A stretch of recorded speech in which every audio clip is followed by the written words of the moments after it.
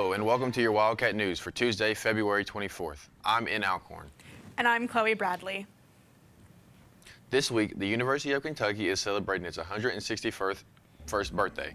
To mark the occasion, the Alumni Association hosted its 5th annual Founders Day Festival in the Gatton Student Center on Monday. Colleges and organizations came together for activities like tabletop basketball, Pinko, and UK Money Grab. The event also had free swag, live music, and a raffle to win a UK-inspired gift basket. UK College of Communications alumna Diane Massey explains why students attended this event. To have some fun, to win prizes, to talk to colleges, to get away from their everyday schedule of classes, and we're here for 2 hours and there's a lot of fun things going on. The event is also a fun way for students to learn about their university. One thing students for sure know about in their time at college is the demand of schoolwork and studying. Midterms are creeping up and study spots are endless around campus. Wildcat News reporter Molly Smith got a look into how students are preparing for exams. With midterms approaching, students at the University of Kentucky have a wide variety of study spots to choose from. From crowded libraries to quiet corners across campus, where you study can shape how productive you are. And every student has a preference. I prefer to study at either the library, sometimes the student center, or just in my room in my house. For some students, being surrounded by others helps them stay focused. Popular areas, especially during midterms and finals, include the library, student center, Jacobs Science Building, and the Gatton College of Business. But not everybody is heading to campus to study. Some students say that their best workspace is right at home. I would say it's mostly out of convenience, especially with the way that parking is on campus. Since you can't park there, at least with my parking pass, until after 3:30, I like to get things done earlier in the day, so usually it's easier to do it at my apartment, especially because my roommates are gone throughout the day for classes or work, so it's pretty quiet space. Even though obviously the library is a quiet space, it's just out of more convenience. Studying at home offers comfort and convenience, but it can sometimes be challenging to stay on task. Other students may opt for one of Lexington's many local coffee shops for a change of scenery.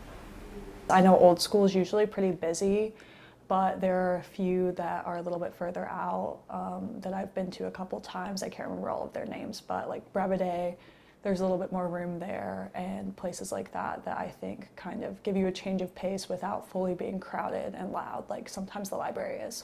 Whether it's a busy library, cozy cafe, or quiet apartment, the key is finding a space that works best for you. From Wildcat News, I'm Molly Smith. And with all the studying, staying fueled is important. If you're looking for your next lunch spot near campus, an all things UK themed deli has you covered. Located just minutes away from campus, Big Blue Deli serves fresh sandwiches and new specials each day. We stopped by this week to meet with owner Zach Wright, who tells us about his story. I just saw there was a need in downtown Lexington. There's nothing UK down here. You know, we're 2 blocks from Rupp Arena here at 144 West Short Street. And we just thought we could kind of fill that niche of like a quick lunch spot, but also some places just cater towards the UK crowd. I graduated from Georgetown College, and my plan was I was a poli-sci major. I was going to go back and get a 2-year teaching certificate, and I was going to teach and then play golf all summer. Well, I ended up playing golf all summer. I never went back to get that 2-year certificate. I opened all the memorabilia I got from yard sales, Goodwills, estate sales, right? I didn't pay anybody to do it. I mean, we worked non-stop in the old deli, just decorating it. Probably 3 days a week, and every Saturday morning I hit every yard sale you could see. I'll haggle with people. And then I just had a vision of what I wanted. I wanted it when people walked in where it looked old. And like I wanted it to have a unique feel, stuff that people hadn't seen before. There's a lot of stuff that people like UK Item that everybody has. I tried to get some stuff you could. So we cater for the women's basketball team. I've catered for the men's basketball team. I hope to cater for anybody that plays any sport in UK. Zach hopes to bring in more college students who haven't checked out the deli yet. Big Blue Deli is open Monday through Saturday. A long-standing staple in Lexington is gearing up to welcome more visitors as we inch closer to spring. Luke Risch joins us live in the studio with a blast from Kentucky's past, his visit to the historic Henry Clay Estate. Thanks, Chloe and Ian. The historic Lexington landmark is welcoming visitors to step back in time. At Ashland, guests can explore the former home of Henry Clay, one of the most influential American leaders of the 1800s.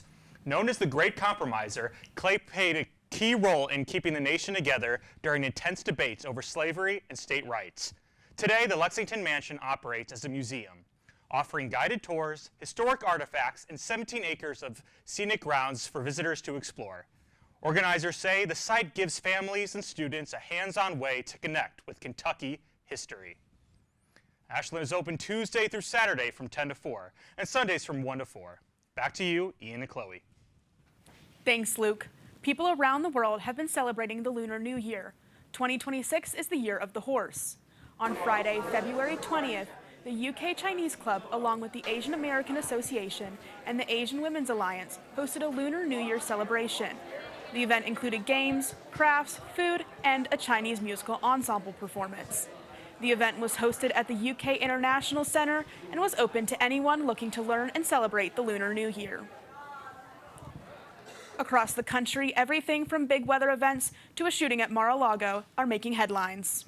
August joins us live in the studio with these news updates from around the nation.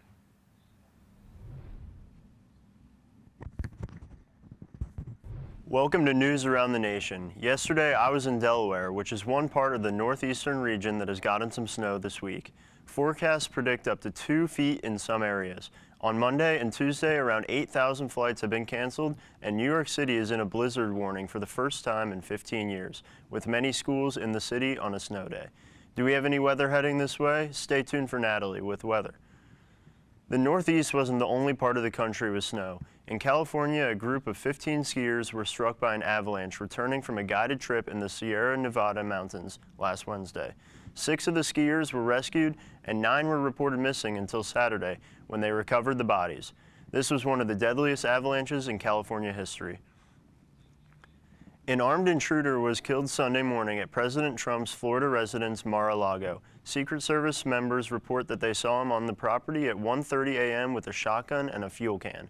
The intruder was identified as Austin Martin Tucker, whose parents had reported him missing the night before.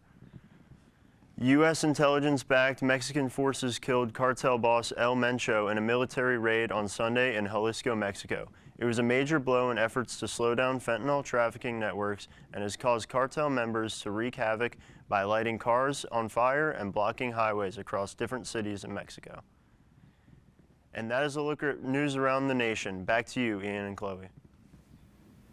Thank you, August. The groundhog predicted 6 more weeks of winter, and August experienced some of that yesterday up north. Was the groundhog right for conditions here? Weather is up next after the break. I went skydiving,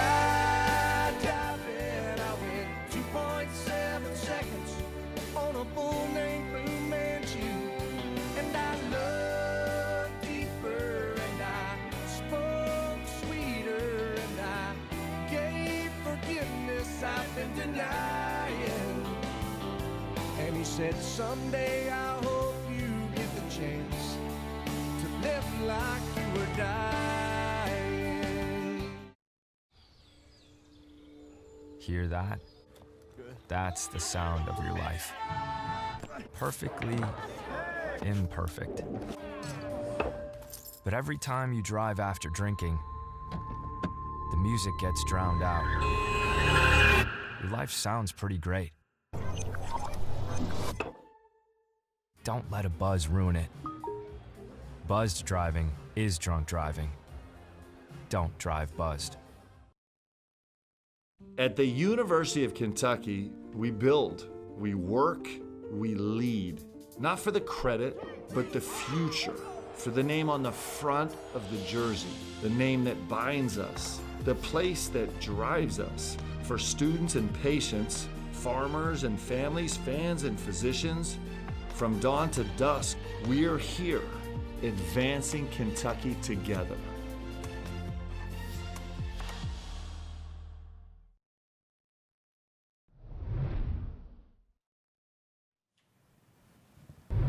Welcome back to Wildcat News. It's been a crazy past week as far as weather goes here in Lexington. Temperatures seem to be changing every day.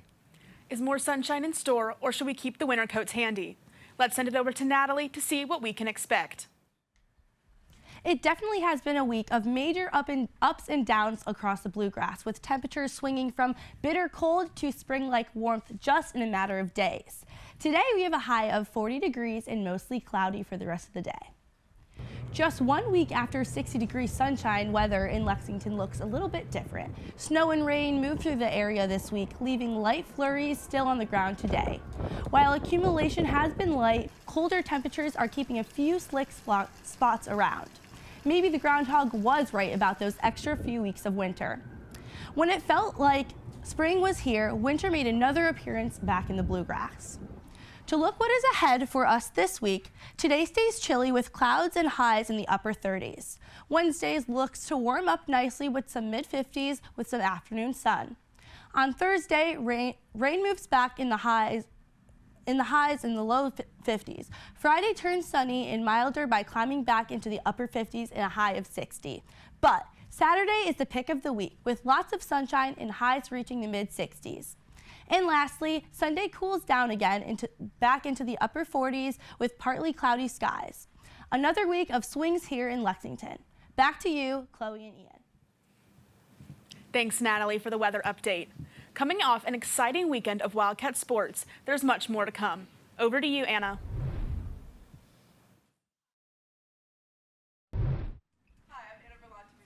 Sports. Starting off, the men's basketball team will be playing tonight against South Carolina. The Wildcats are coming back from a loss against Auburn and Georgia last week, and with just 4 games left in the regular season, every point counts towards March Madness seeding. After the Auburn loss, head coach Mark Pope spoke out about Kentucky's intentions moving forward. We refuse to give control to people that are outside of our program. Refuse. Regardless of how personal it might get or how bad it might get. We have 48 hours to turn this around. We got a massive game at South Carolina. We're going to go find a way to win it because that's what we do. So we're not giving away our power. We're not. We don't make excuses. We don't do that. With only 4 games left, this mindset could give Kentucky a final push before March. Tip-off against South Carolina is set for tonight at 7 p.m. For a look ahead, after South Carolina, we face Vanderbilt, followed by Texas A&M, and then we will close out our regular season against Florida. Only 2 of those remaining games are at home, so go and show your support. In other Wildcat sports news, the Kentucky softball team is going on a 6-game winning streak. Freshman pitcher Haley Nutter threw her second no-hitter of the season during their 8-0 game against Indiana last Sunday. This makes her the first to throw 2 no-hitters since 2016. UK is currently 12-4 on the season and show no signs of slowing down going into the John Crop Classic this weekend. And that's a look at your sports. Back to you. The city of Pittsburgh honored a 6-year-old Girl Scout whose cookie selling campaign went viral. Mayor Corey O'Connor met with Pim Neal and her family Friday. The mayor designated Friday as Pim Neal Day. As of Friday afternoon, Neal has officially sold more than 117,000 boxes of cookies, thanks to a number of videos posted to social media. She even sold 20,000 boxes in one day. Neal now has her eye on the career record of boxes sold by one Girl Scout, which is around 180,000. That's all for today's Wildcat News. To keep up with the latest news and updates, follow us on Instagram at Wildcat News UKY. We'll see you next Tuesday at 1 o'clock on Twitch for more. Have a great week.